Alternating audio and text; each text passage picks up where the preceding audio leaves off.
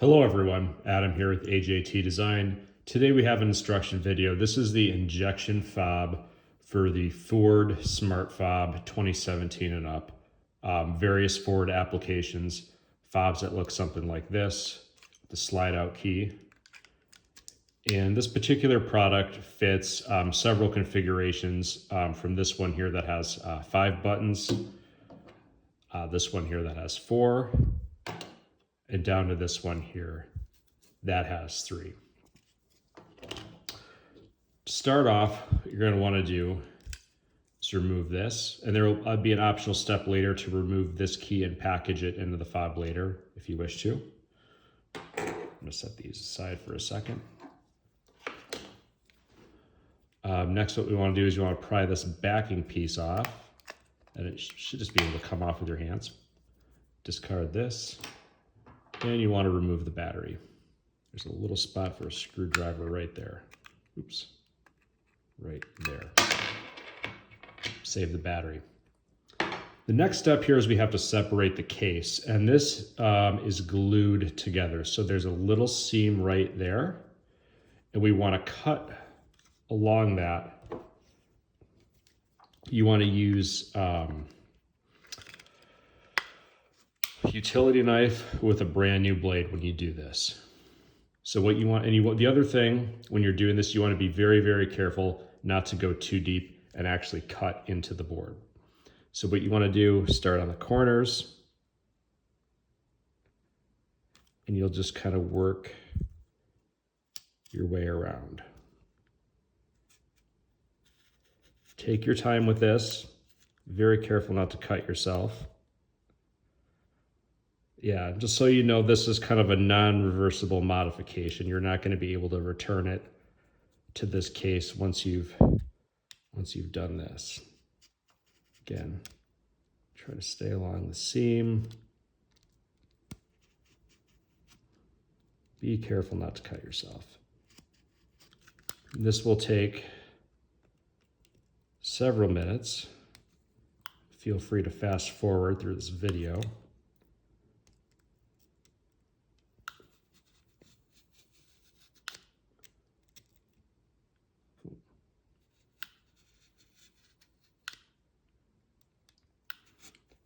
And again, having fresh blade is key. There's a seam down here too.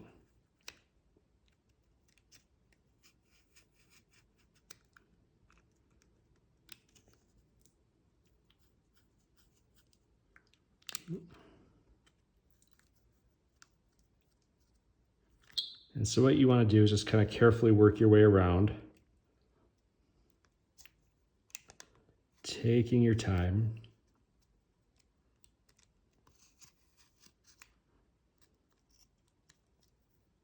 See, that corner's getting loose.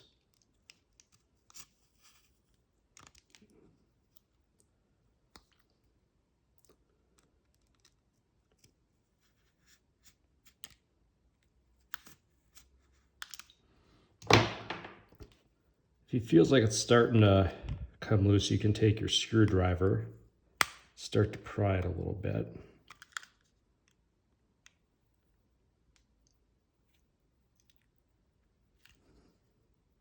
See, it's starting to come.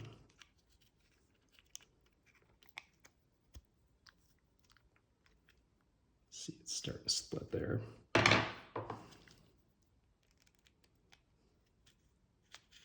Again, you don't want to go too deep, because if you go too deep, you'll damage the board.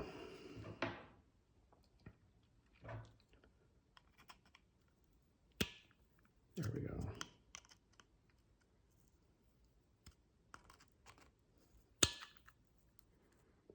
See, with it loosened up,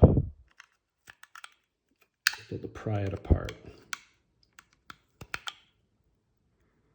See, we've got all this opened up now. And again, feel free to fast forward if this gets boring. I just want to give everyone a realistic expectation of kind of how much work this is to take apart. It's, like I said, it's not terrible for something to do once, but you know, it's not just gonna come apart in 15 seconds like a lot of them will. Again, slowly cut away. You're better off prying as much of this apart as possible, and doing kind of a minimal amount of cutting, because you minimize damage to the board itself. You're going to destroy this case when you take it apart. There, once you kind of get it started like this, you know, it's loose, then you can pretty much just almost get it apart. Again, be very, very careful of the circuit board inside. That's the thing you don't want to break. Okay, I'm gonna cut this just a little bit more. The glue they use on these is really good. Again, maybe we get a little bit more in this corner here.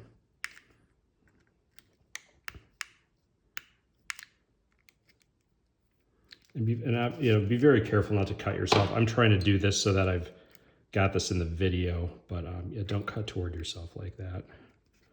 Let's see if we can get this apart now. Okay, just came apart. The board flew out, but that's okay. We can get it.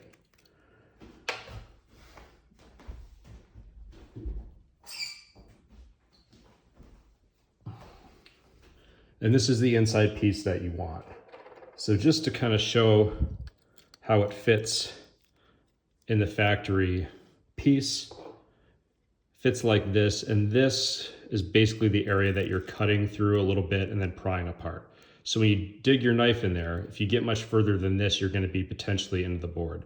So that's why you just want to make very shallow cuts, get these corners nice and good, get the back end out, and then, like I said, do as much prying as you can. Like I said, kind of do the corners, and should come out. Like I said, that's about how long it takes.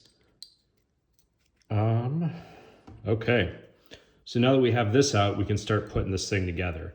So what you're going to get from us, there's going to be 3 pieces. There's the top, there's the bottom, there's the lid of the case. 2 gasket pieces and 10 buttons. Now, the reason there's 10 buttons is because we include enough buttons to do all of the different configurations. So if you remember, there's these 3 configurations. So I'm just going to show real quick. If you were doing this configuration with the 3 buttons, you would take this.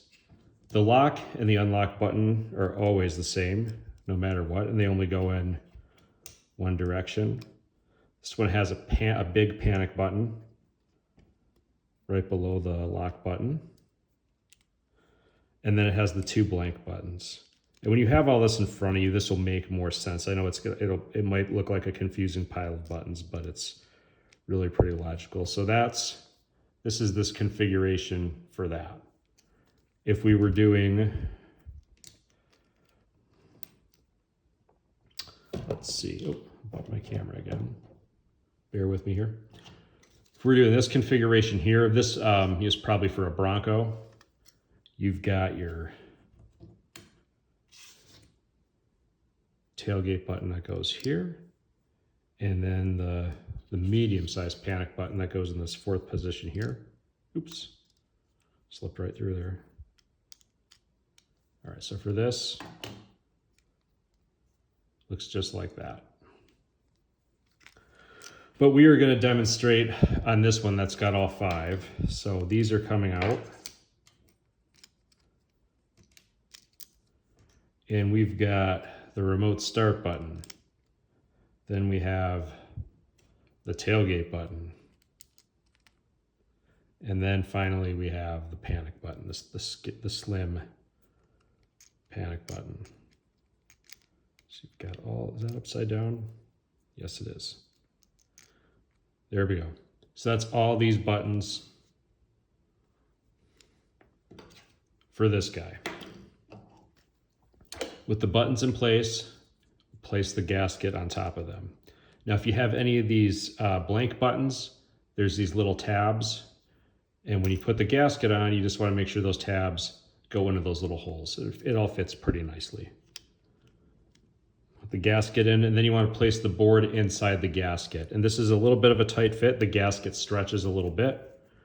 So you want to just make sure that you get that pressed all the way in, just like that. With that done, we're ready to screw the two halves together. Just place that together like that. Make sure everything's lined up, nothing's binding. You place your screws in like this. As with all of our fobs, please don't ever use Loctite on it. Loctite will disintegrate the plastic and void your warranty.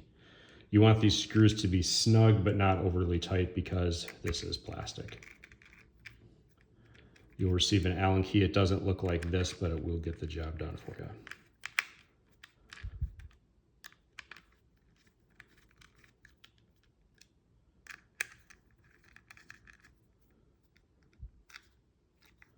Again, snug but not overly tight. Test all the functionality of all the buttons. They're all working correctly. Next, insert the battery, plus side up, under there. Press it down and get it underneath that little tab right there. One thing I would recommend is if you ever have to replace this battery, I would recommend removing the screws and taking it apart to remove it. It is possible to pull this forward and get a screwdriver under here and pry it out. However, you want to be very careful not to damage that tab. The battery in, back snaps on. Oh, I forgot one step. This gasket that goes in here, this helps seal out water and dust from the interior of the fob. What you're going to want to do is just place this into this groove, and it will sort of, you kind of work it around. May take a moment. Oops. Essentially, you want it to fit into that groove like that. Kind of stay in place and close it like that. Forms a watertight seal around everything, just like the OEM fob. So there's that. Now there is one final step that's optional, should you choose. If you'd like to remove this portion of the key from this unit, it will fit right down in there for emergency use. In order to get this out, the recommended tools are 2 sets of vice grips. You take one set like this, and again, this is kind of a non-reversible operation here. For your second set, I'd recommend wrapping these in electrical tape so we don't damage the key. This is one I used for R&D without the tape, and you can see would still function, it just got chewed up a little bit. So what you want to do is grip onto it like this, and you simply want to wiggle this thing and loosen it up. And you may need to readjust a couple times.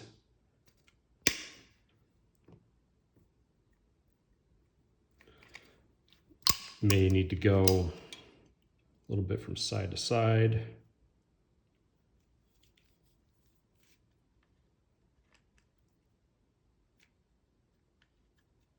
There we go. You can see it's starting to loosen up. But there it comes. There we go. So this removed can be placed back here. And for to minimize the rattling around, I would recommend orienting it like this. Sticking it down in there.